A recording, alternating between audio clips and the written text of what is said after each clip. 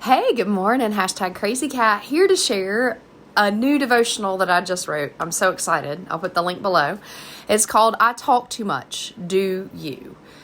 And I'm not exactly sure what prompted me to write it other than the world's kind of a crazy place right now. There's a lot of negativity, a lot of backbiting, a lot of things that if you turn on the television or the news, you just see negativity all over the place.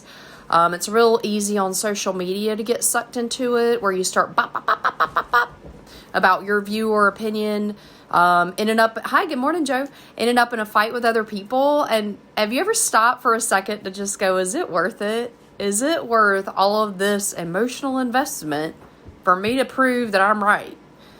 Right? And if you're like me, you've gotten in these arguments and then later you're like, I'm not even sure I have that opinion anyway. You just had it at the moment and you just wanted to make your point. So anyway, so this is titled, I Talk Too Much. I'll put the link below so you can read through it as you have time, but I'm just going to cover a couple of the highlights. So I'm generally, this is me, I don't know, maybe you guys don't have to deal with this, but generally I'm a pretty happy person until I'm pushed into the corner.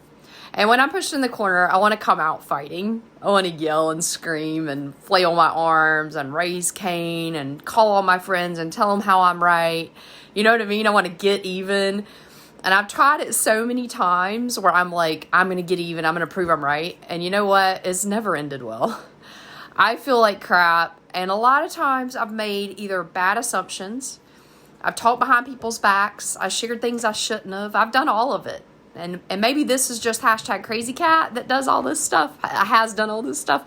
And maybe you're perfect, but I've struggled with it. So I've allowed my mouth to engage before my brain, right? So engage the brain and then the mouth, not the other way around. And I've fired off without considering the consequences. And I have forgotten that our Most High, He has told us over and over throughout the Word, the amazing scriptures, that He fights the battles for us and it's not for us to do. Right? So Proverbs, I absolutely love it. I've been reading through it this past several weeks, maybe even a month, and I highly recommend if you have not read it. It was written by Shaloma. I'm sure I'm not saying it right. That's in Hebrew, but it's Solomon is what we call him. Most of the time you've heard of Solomon. And he was inspired by the Holy Spirit to write a book about wisdom. And he was the wisest man because that's what he asked for. And it includes so many verses, and you can just pick a verse out of there and you can literally meditate on it for hours. It's pretty incredible. So the first chapter of Proverbs 1-7 starts out and it says, for knowing wisdom and discipline, for understanding the words of understanding, for receiving the discipline of wisdom, righteousness, right ruling and straightness, for giving insight to the simple, knowledge and discretion to the young. The wise one hears and increases learning. Oh, Proverbs is amazing. Okay, so back to this whole thing when you feel like you've been wronged or you're aggravated or someone attacked you or whatever. Who knows what the scenario is for you. But what he tells us to do, the Most High, is to go to the strong tower, right? Run to the tower. The name of the Most High is a strong tower, and the righteous run into it and are safe. So when you want to start bopping off at the mouth, get quiet, go into a prayerful place, talk to God about it, because you're going to be much happier later with that decision. Trust me. I know it's easier said than done, because when you're really aggravated and that little evil person is in there and it's like, tell him off, tell him off, tell him off. It is really hard to get quiet. I know it. I totally get it. But just think about the times when you went barreling in, gun barrels loaded, and you blasted people. How did you feel later?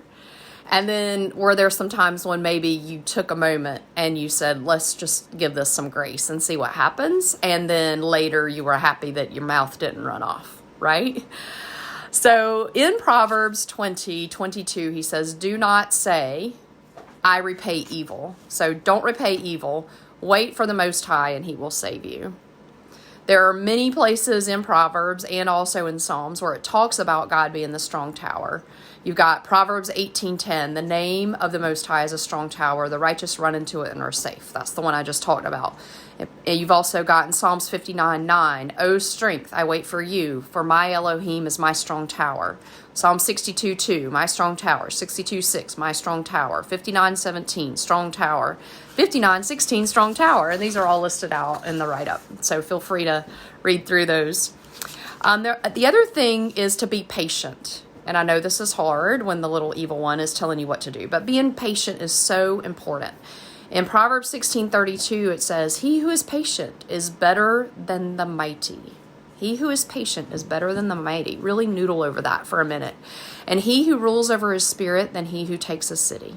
Right? So being aligned in your spirit, being aligned with God, putting it back, being quiet, giving it a minute, way more important than trying to prove that you're right. Proverbs 19:11, a man's discretion makes him patient, and his adorning is to pass over a transgression. Right? I like to think about all the things that Jesus did for us when he came here and lived in this crazy world and walked around and went through all the torture we did as a perfect person. And with everything that he went through, I have no right to be mean to someone else. Proverbs 16:23-24. The heart of the wise gives discretion to his mouth, and he increases learning to his lips. Pleasant words are like a honeycomb, sweet to the being and healing to the bones. So using sweet words, using some patience. In Proverbs 15:18, a man of wrath stirs up strife, but he who is patient appeases it. Hatred stirs up strife, but love covers all transgressions. That's Proverbs 10:12. By pride comes strifes, but by wisdom is those who take advice. That's in Proverbs 13:10. For a man to cease from strife is esteemed, but every fool bursts out. Proverbs 20:3. Right? So, wow, holy crap, lots of wisdom about being patient, running to the strong tower, keeping your mouth shut. Remember, he gave us 2 ears and 1 mouth for a reason. Engages the brain before the mouth. Pray, be patient. There are also very strong warnings about watching what we say, because once those words come out, you cannot pull them back. You know what I mean? They go out. So here's one. In Proverbs 11:13, a slanderer is a revealer of secrets, but one with a trustworthy spirit conceals a matter. So you have to have these people that you can truly trust, that you can talk to, that keep things to themselves, but going and sharing other people's secrets is just really bad. Like, imagine if that was you and how bad you would feel if someone was talking about you and they hadn't bothered to give you the chance to respond, right? They go about and have this conversation behind your back. It feels really bad, doesn't it? So slander and strife causes ruin. In Proverbs 18:6-8, a fool's lips enter into strife. A fool's mouth is his ruin. Lips are the snare of his life. The words of a slanderer are like delicacies. So think about going into that bakery and you see this like croissant. You're like, ooh, that sounds really fun. Somebody's coming to tell you a secret. It feels kind of like that, right? That chocolate croissant. You're like, let me see what this tastes like. And it goes down into the innermost parts of the heart, but then it hangs out in there and it makes you feel bad later, right? So partaking of that is not a really good idea. Not for the long run. Bread gained by deceit might be sweet to a man, but afterwards his mouth is filled with gravel. Oh, Proverbs 20:17. A man's stomach is satisfied from the fruit of his mouth. He is satisfied with the increase of his lips. Death and life are the power of the tongue. Proverbs 18:20-21. Here's one that I didn't realize till I was studying this morning, but whisperers separate friends. It actually says that in Proverbs. It says it in Proverbs 16:28, and then it says it again in Proverbs 17:9. So he was obviously trying to get the point across that talking about your friends is a really bad idea. Strife expands and grows. This is really interesting. So I pulled out this picture here. Right, you can see the water and it's running everywhere. So think about like if there's a flood or water and it just runs all over the place. Yeah, that's the way strife is. When you start a fight, it runs out like water all over the place because we all like glob onto it and we have our own little evil person and it's like, bah, bah, bah, bah, bah, get mad. So that's the reason it rages out like a wildfire. And all of a sudden, all these people are mad about something. And when asked what it was about, they don't really understand. It's just it started and they wanted to jump on board, right?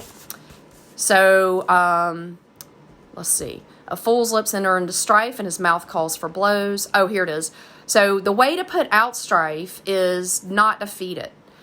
So in Proverbs 26:20, it says, a lack of wood and the fire goes out, and without a slanderer, strife ceases. So if you don't partake or you don't pass it on, you can put it out.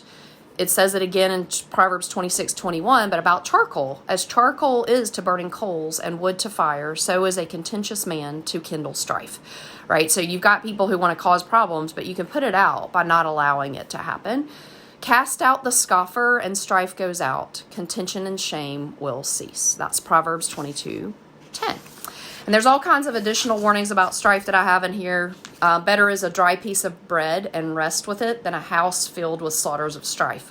Think about that. If you've ever been in an unpeaceful place where there's just like arguing and fighting, wouldn't you rather be in a corner with a piece of bread and just some quiet than to have to listen to it? So anyway, that's all for me. I'm not sure what brought me this morning. Just felt like, I don't know, it was on my heart. So I got up and did the study, and I just love Proverbs. If you have not read it, I highly recommend it. Just get in and start reading a verse. Read a verse or two, read a verse or three. See what pops out to you. Whenever I'm reading, if I pick a chapter, there's always a verse or two that pop out, and I'm trying to share it with the rest of the world. So that's it. I'll leave it with you. Be blessed. Have an amazing, awesome day. I'll put the blog post below, and feel free to share it with anyone else that it can help. If you have any questions at all about the Bible or questions about seeking or anything, please reach out to me. I just hate for people to not know and to not feel like they have someone to ask. And I am a very non-judgmental person. If I don't know the answer, I'll find someone who does. And I just want people to live in peace and to understand the peace that I do, that I got when I took my life back to God and I invited him into my heart. And he just straightens out so many problems. True peace comes from in here. It doesn't come from out there. So look up, not out. Get back into the Word and let me know how I can help. Have a blessed and beautiful day. Bye.